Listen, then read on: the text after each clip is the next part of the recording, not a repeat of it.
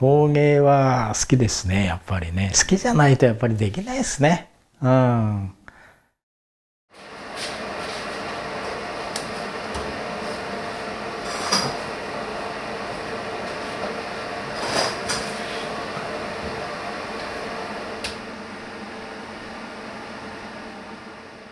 私はどっちかと言ったら勢いみたいなものを大事にしたいタイプで、多少は歪んでようがへこんでようが、それはその時の雰囲気でという意味で、その勢いっていうのを大事にしてるんですよ。うん、や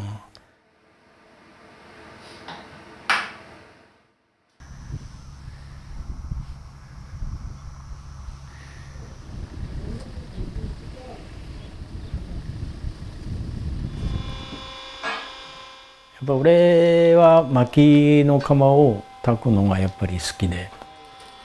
薪窯っていうのはこう一回やったから次の時同じことやったからまたそういうふうに出るっていうことは絶対ないので、だからそういう面でねやっぱりこう毎回ドキドキするので、すごい面白い。窯の中で変化する思いがけないものができたっていうのが一番私にとっては喜びなんですよ。もう窯の中でいじめてみたいな、もうこれでもかいうぐらいにいじめてそれに耐えてくれたものっていうのがすごい嬉しくて、それがすごい景色がすごい出るわけですよね。私はねどっちかと言ったらね雑記の方が得意かもしれないですね。美術的なちょっと感覚よりもやっぱり一般の人に多くやっぱり使っていただきたいっていうのが、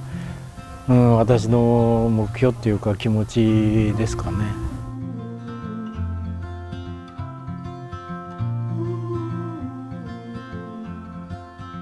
決して派手派手さとかそういうものはなくて、やっぱり昔からのね素朴なこう色合いのものはやっぱり越中瀬戸焼の特徴じゃないかなと思うんですけどね。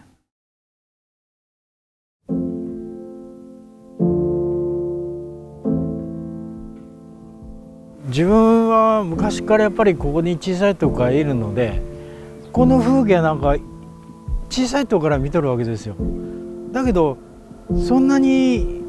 これがいい風景なのかっていうのが自分では分かってなかったんだけど、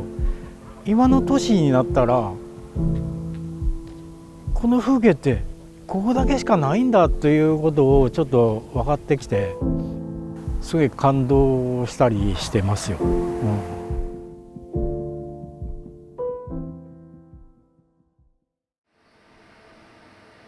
私この金呉会に入ったっていうか結成して初めてこの団結力っていうのを知りました。金呉会っていう会がない前まではやっぱり個人でやっぱり一生懸命活動してたんだけど、やっぱり限界があるっていうかね、みんなでこう助け合ってやれるっていうことはね非常に力強いと思いましたね。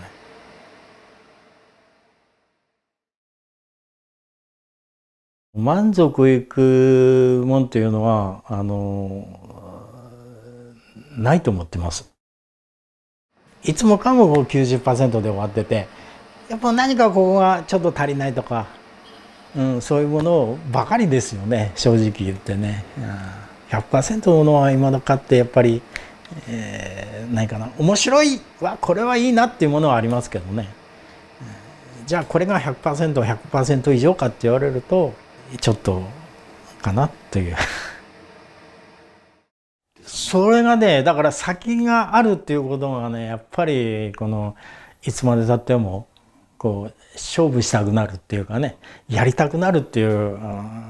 思いにつながるんじゃないかなと思うんだけどね。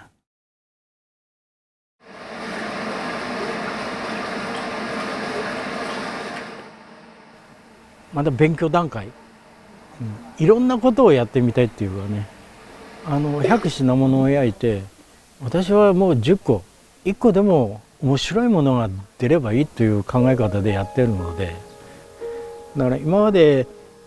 多少は無難に収めたところもあるけど、俺はもうこれからはもう挑戦だなと、挑戦的なものを作っていきたいなと思ってるわけですけど。